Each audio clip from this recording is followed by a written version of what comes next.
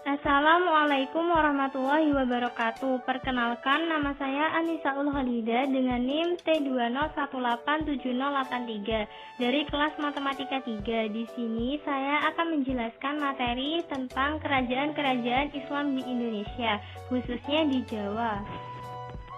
Kerajaan yang pertama yaitu Kerajaan Demak. Kerajaan Demak berdiri pada tahun 1500 sampai 1550 Masehi dan merupakan kerajaan Islam pertama di Jawa.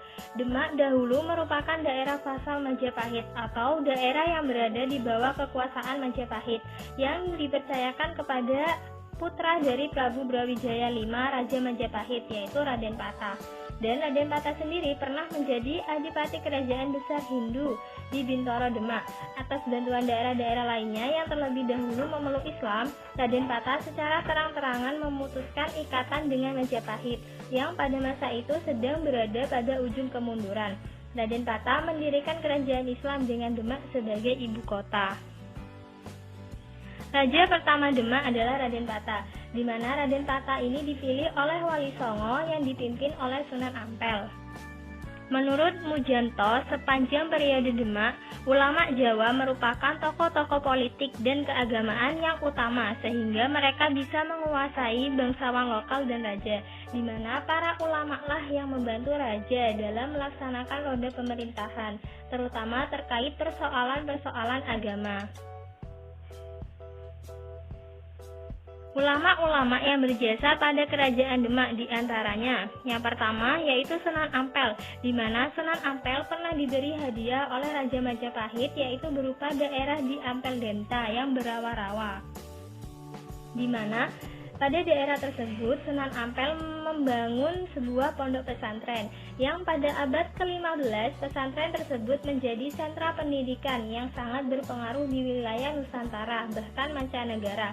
Dan Sunan Ampel juga mengenalkan istilah moh limo, yaitu moh main, moh ngombe, moh maling, moh madat, dan moh madon yang diajarkan kepada para santrinya. Yang kedua yaitu Sunan Bonang yang turut terlibat pada pembangunan Masjid Agung Demak, di mana masjid ini menjadi pusat kegiatan keagamaan, sosial kemasyarakatan, dan pendidikan. Yang ketiga yaitu Sunan Giri. Sunan Giri yang memberikan dukungan pada kerajaan Demak saat Raden Patah melepaskan diri dari Majapahit dan mendirikan kerajaan Demak. Sunan Girilah yang bertindak sebagai penasihat dan panglima militer kerajaan Demak. Selanjutnya yaitu Kerajaan Pajang. Kerajaan Pajang berpusat di Jawa Tengah dan merupakan kelanjutan dari kerajaan Demak. Setelah Jaka Tingkir mengambil kekuasaan dari tangan Arya Penangsang pada tahun 1546 Masehi, seluruh kebesaran kerajaan Demak dipindahkan ke Pajang dan Jaka Tingkir mendapatkan gelar Sultan Adiwijaya. Kerajaan Pajang merupakan kerajaan Islam pertama yang terletak di daerah pedalaman Pulau Jawa. Dengan berdirinya Kerajaan Pajang, kekuasaan politik yang awalnya berpusat di pesisir, sekarang berpindah ke daerah pedalaman. Peralihan pusat politik tersebut membawa dampak bagi perkembangan peradaban Islam di Jawa.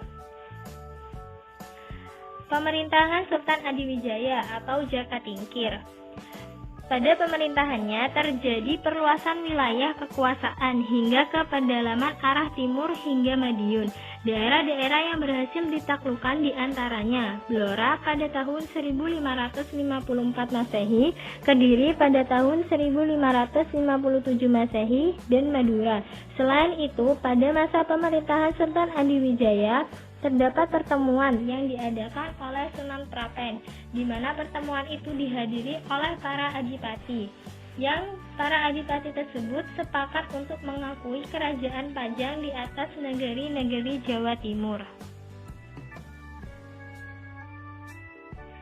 Setelah Sultan Adiwijaya wafat, terjadi persaingan antara Arya Pangiri dan Pangeran Benawa, di mana Arya Pangiri merupakan menantu Sultan Adiwijaya yang didukung oleh Panembahan Kudus, sedangkan Pangeran Benawa sendiri merupakan putra dari Sultan Adiwijaya. Arya Pangiri berhasil naik tahta, sedangkan Pangeran Benawa diberi kekuasaan di Jipang.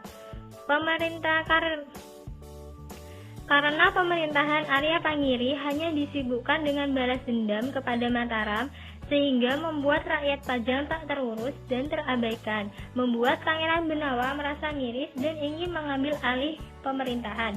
Dan Pangeran Benawa ini dalam berusaha mengambil alih pemerintahan bersekutu dengan Mataram, sehingga perlawanan tersebut dimenangkan oleh Pangeran Benawa dan Arya Pangiri dikembalikan ke Demak, sehingga Pangeran Benawa menjadi raja ketiga dari Kerajaan Pajang. Setelah Pangeran Benawa wafat, Kerajaan Pajang dijadikan bawahan dari Mataram. Kerajaan yang selanjutnya yaitu Kerajaan Mataram. Mataram muncul sebagai kerajaan Islam pada paruh waktu kedua abad 16 Masehi dan pusat pemerintahannya terletak di Mentaok, yaitu wilayah yang terletak kira-kira di timur kota Yogyakarta dan selatan Bandar Udara Adi Sucipto sekarang. Raja pertama dari Kerajaan Mataram yaitu Panembahan Senopati. Pada masa pemerintahannya dilakukan perluasan wilayah ke arah utara pantai dan ke timur lembah-lembah Sungai Sala dan Madiun.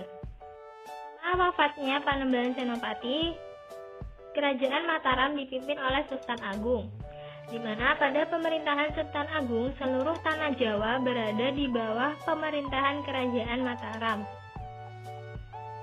Dan pada pemerintahan Sultan Agung ini juga pertama kalinya terdapat perubahan tata hukum di bawah pengaruh hukum Islam, di mana peradilan perdata atau Hindu dirubah menjadi peradilan Serambi.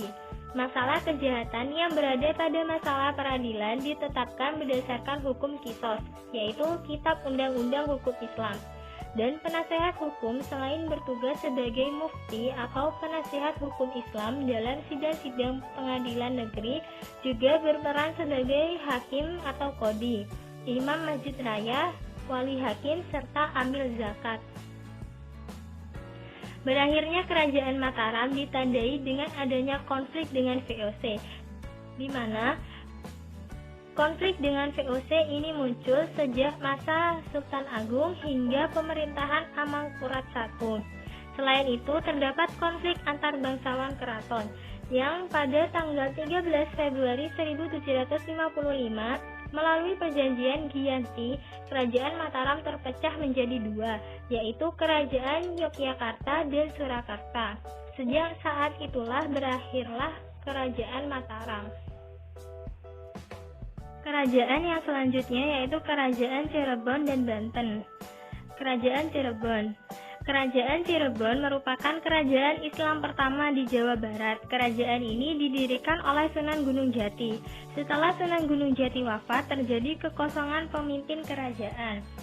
Kekosongan pemegang kekuasaan itu kemudian diisi dengan mengukuhkan pejabat keraton yang selama Sunan Gunung Jati melaksanakan tugas dakwah, dia menjabat.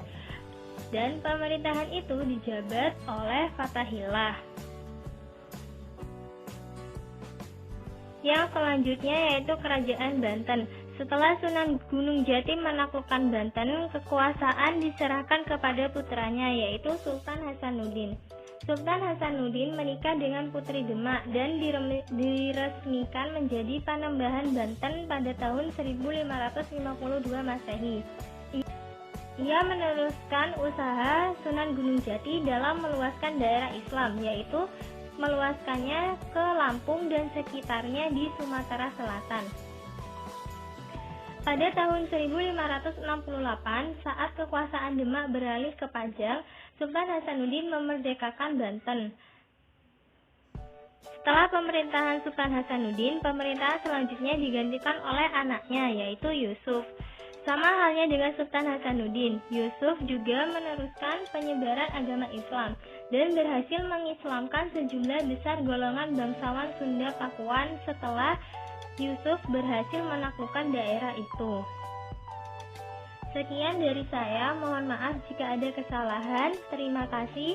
Wassalamualaikum warahmatullahi wabarakatuh.